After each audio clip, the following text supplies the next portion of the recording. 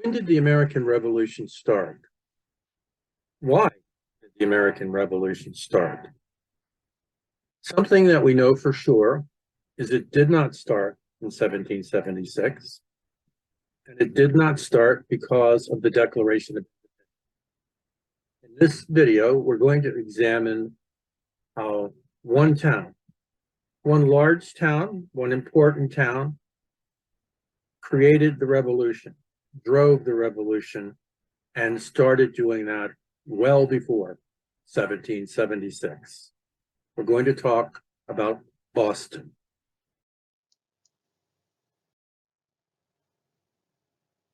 Why? Why the American Revolution? Why did the Americans rebel? Why did the Americans take up arms? The Canadians didn't feel a need to do that.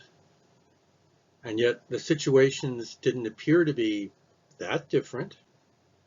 What was different that led to 1776? What was different about the American experience that led to revolution? A major thing that was different was Boston. Boston was, well, the little town that could. It was the little town that brought the spark and the energy to the revolution. From the British point of view, it was the little town that caused all the trouble. Things got so bad that in 1768, the British felt called upon to invade and occupy the city of Boston. There was resistance before and there was resistance afterwards.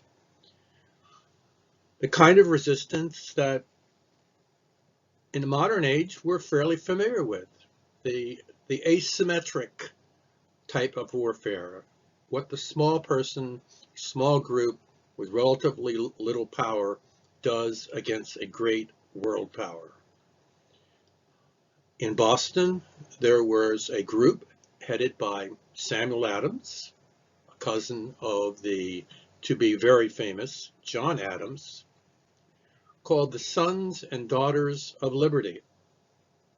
A noble sentiment, but sometimes their behavior was a little beyond noble. There was a certain amount of tarring and feathering of people who did not go along with their view of our relationships with the British. There was a certain amount of inspired violence, and definitely there were a number of demonstrations and noisy objections to British rule. This led up to the Boston Massacre in 1770. The Boston Massacre, well, by modern standards, by most standards, was not a massacre. It was a very noisy, very aggressive mob, provoking soldiers.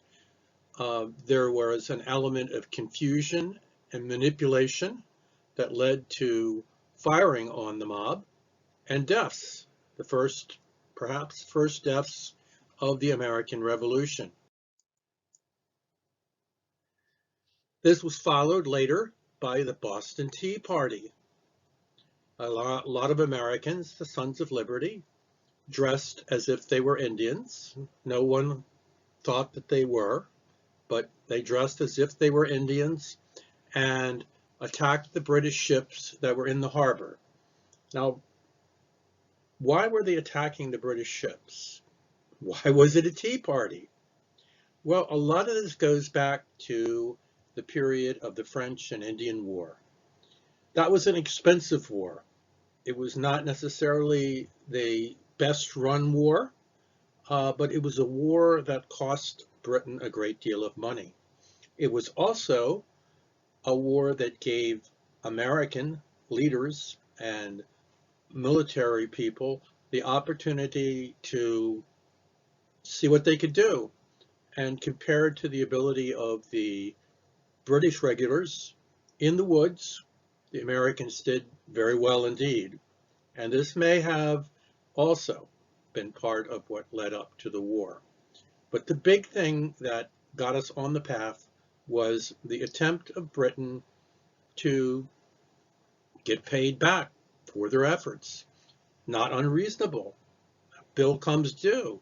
It costs a lot of money to defend you from the French and the Indians, so you should pay.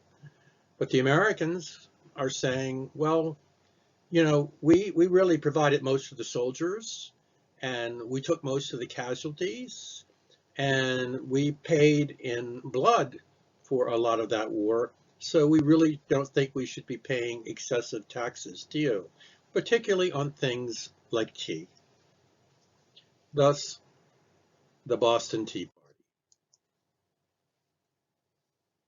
So the empire wasn't really happy about this, and they struck back. They disenfranchised Massachusetts. They removed Massachusetts' ability to rule itself. None of this happened overnight, but over a period of time, the British became exasperated. The British governors became ineffective. The locals were either unresponsive, unhelpful, or actually combative. So it put the British king into rather a hard place.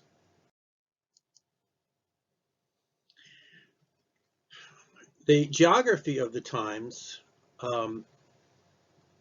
demonstrates that, as in most political movements, it wasn't a simple question of, oh, everybody is on one side of the picture or the other.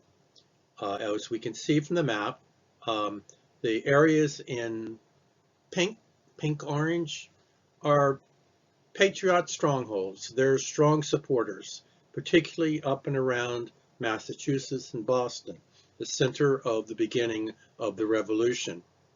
But there were a lot of areas in green. Those areas were strongly contested.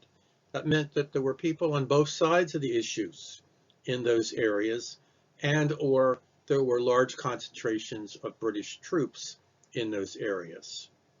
And then we've got very large areas along the edge of the colonies that essentially were occupied by Indians, occupied by loyalists, or occupied by people who were pretty much neutral and didn't really want to get involved in the war.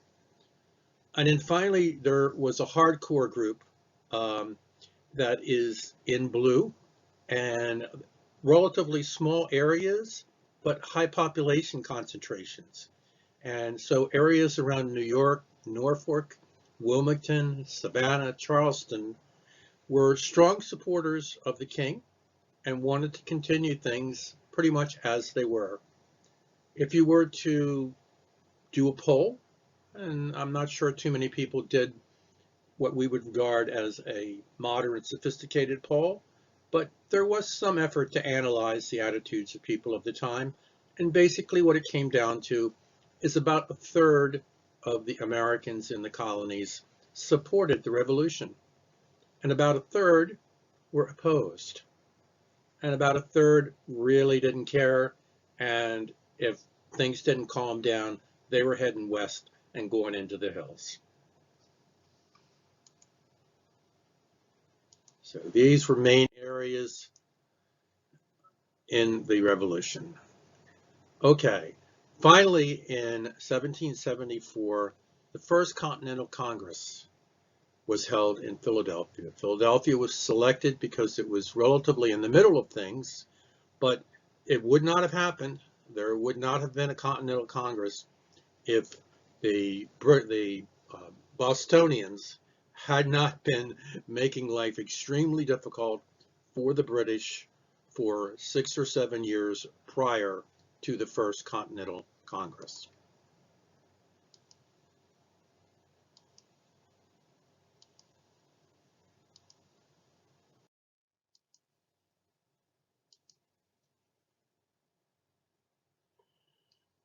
In 1775, things got tougher. The British had occupied Boston, but now they were going to the outskirts. They were going to take the guns away from the Americans. The Americans in a variety of small towns outside of Boston had set up places where they were keeping their ammunition and their guns, and they were prepared to basically siege Boston in order to oust the British. Paul Revere is famous for having gone to warn his compatriots that the British were on the way. And officially, we say that the war starts in Lexington and Concord. And on that day, the British attempted to seize weapons and were resisted by the Americans and had to make a ignominious retreat back to Boston with considerable losses because, as in the French and Indian War, the Americans did not follow the rules that the British generals had expected them. This led to the siege of Boston. The American troops were on the outside, on the outer peninsulas, and the area in dark, concentrated in the middle, was Old Boston, and it was defended and surrounded by British troops and British ships. But many of the geographic features outside, over the water, provided elevated positions for cannons, and ultimately this was the downfall of the British in Boston.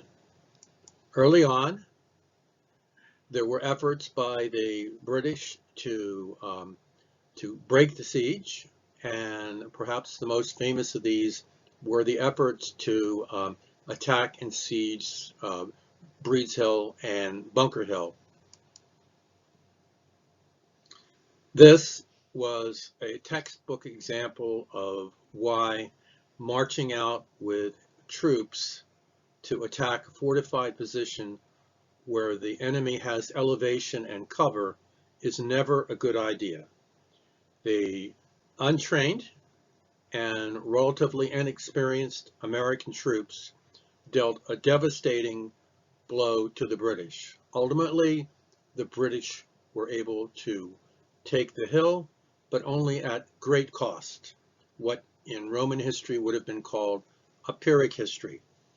Enough Pyrrhic victories result in the loss of a war.